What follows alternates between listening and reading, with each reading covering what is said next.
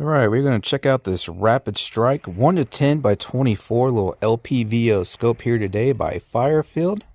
It's a second focal plane reticle. It's got resettable turrets, pop-up locking. We'll go through that. Shockproof, waterproof, fogproof, of course, all that.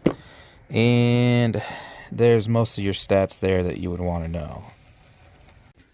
There's everything that comes in the box. You get your instructions there, lens cloth, battery for the illumination, necessary tools, and a honeycomb anti-reflection cover if you want to attach it.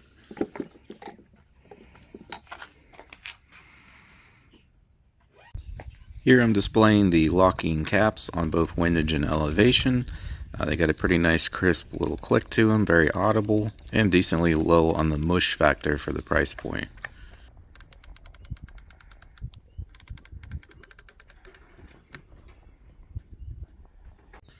Here she is mounted up on my BCA 1-8 twist upper, free floated. I'll put a link in the description to the review video on that if you want to check it out.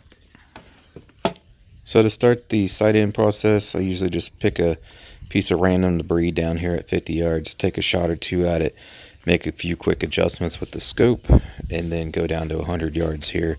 And the reason I do that is because this is a public range, so I can't say, hang on guys, let me walk my target down there 50 yards, take 2 shots, and then be like, hang on guys again, you know what I mean? So this is why I choose to do it this way, so I'm not disturbing other people.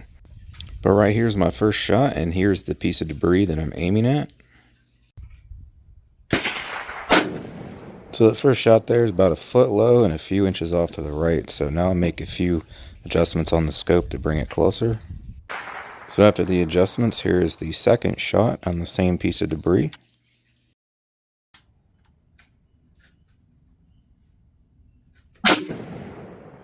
And while not a direct hit, it's close enough now for us to try down at 100 yards. And one last check before hitting the paper target to make sure I'm close to the bullseye I'm aiming for. We're taking a shot right here at the tip of this wooden plank that's buried.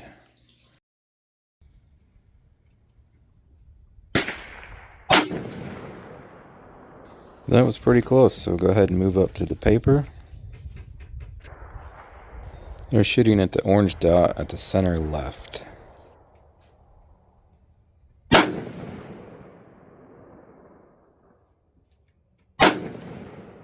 As you can see there, 2 pretty much touching just under the dot, about an inch low. So I gave it 2 clicks up off camera, which should put us right on bullseye. So now we're moving down here to the target I got set up at 300 yards. This is a 16-inch steel gong, and I did use the 300-yard BDC mark on the reticle and just aimed directly at it with that mark, and we got pretty good hits down here. And right here is that 300-yard mark if you are zeroed for 100 yards as we are. And these are hitting just a little on the low side because I zeroed with 62 grain ammunition, but I'm now using 77 grain.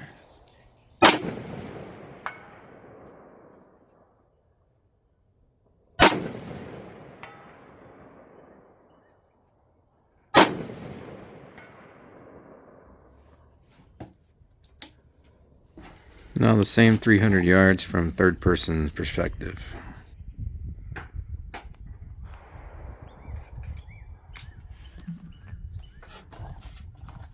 And these are all hits, but it's kind of hard to hear, but I did the best I could with amplifying the audio for you guys.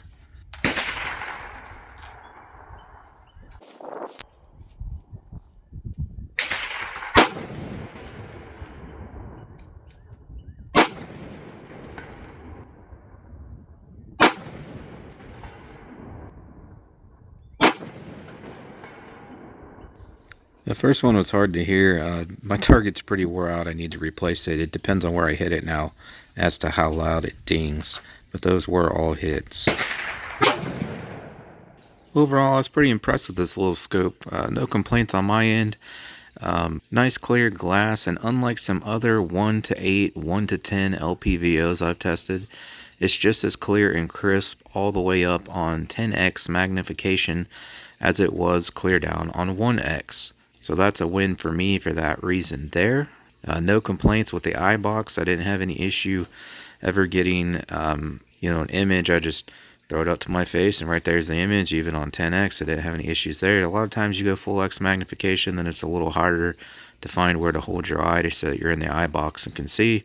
And this one was really easy to use. As I said earlier in the video, nice audible clicks. Of course, it has the resettable and the locking turrets. Pretty crisp for the price point.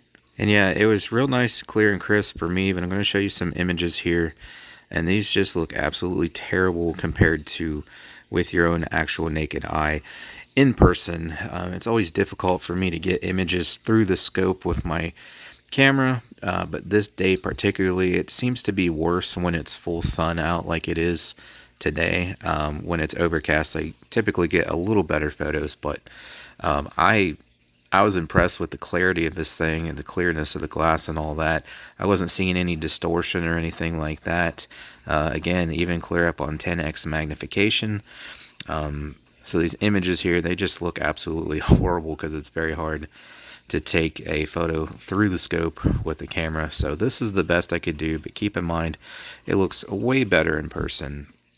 I also really like that little center dot there, it seems to be about 1 MOA, because when I zoom in down here at 100 yards on 10x magnification, you can see that the dot is about the same size, maybe slightly larger as the dots on my target there, which those dots on the target, I've actually measured them before. They are not 1 inch, they are 3/4 of an inch across. So it seems to be about a 1 MOA center dot there. And again, it just looks so much better in person, much more clear and crisp. And I'm getting like a glare from the sun from my camera, from the sun being in my face there. So I still want to throw these up just so you guys can get kind of an idea what it looks like, but it's so much better in person. It has really nice, clear, crisp glass with little to no distortion, at least that I noticed. So I wanted to display the illuminated reticle here. You can do red or green.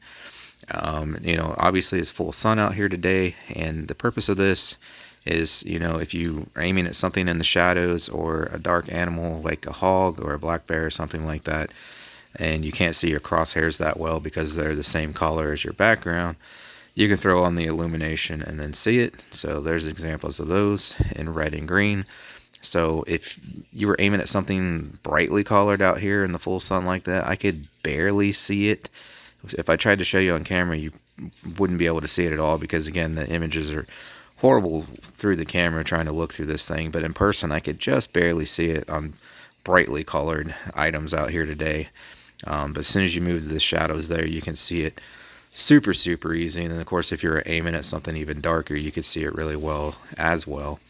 And then, of course, there's 5 or 6 different brightness settings. So, you know, as it gets darker out, if it's like sunset or something like that, you can turn it down lower and lower so it's not blinding you.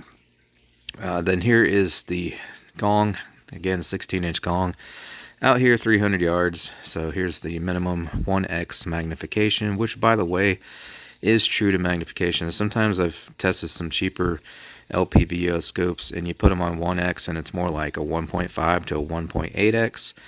This one's definitely true 1x magnification down on 1x. And also, it's pretty true to magnification up on 10x. I'm going to show you guys 500 yards in just a second here. But this thing really gets you zoomed in way out there. So definitely a full 10x magnification. I honestly felt like it was zooming in a little better than that. But there's 300 yards on the 10x magnification. And then I just want to let you guys know this was not mounted to the rifle. I cannot get these images with it mounted to the rifle because I cannot get my camera low enough to see through the scope. So whenever you see these images, it's always with the scope off of the rifle. So that guy down there is about 50 yards away, just to give you an idea. But we're looking down there. Center reticle there is on the 500-yard mound.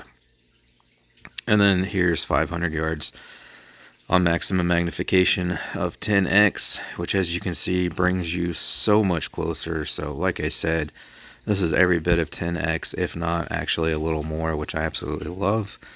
And that dot there, again, being a 1 MOA dot, if there was something out there like a groundhog or a raccoon or possum or something like that, the dot being as small as it is, your raccoon, possum, or groundhog would be larger than that dot.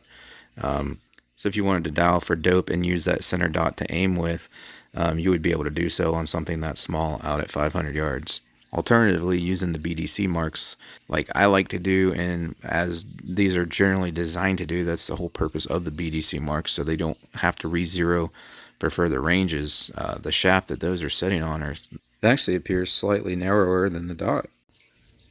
But yeah, I really like this thing. Real nice LPVO for the price, especially to have 10x magnification that's still crystal clear on 10x magnification. You got the illumination, all that. I really like that it comes with the honeycomb end cap there if you want to put it on, so that it reduces and eliminates lens glare, you know, for tactical situations. Flip up lens caps, all that. There'll be a link in the description for the scope if you want to go get yourself one.